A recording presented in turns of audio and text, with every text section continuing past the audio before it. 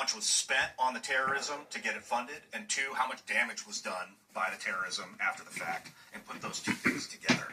Or not necessarily additive, but it's both important because if someone spends $100 million to try and get some terrorist event done, and the event fails and no damage is done, that's not so. I mean, it's still $100 million was spent on terrorism, but there's no damage, so hard to prosecute. It's conspiracy then.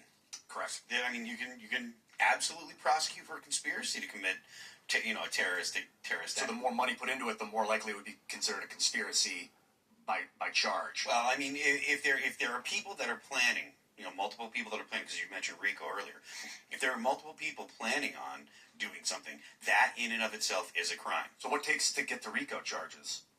What do you need to get there? That's what I want to know. Facebook group being like, hey, I'm not saying go out but is that RICO? Or what point would it become?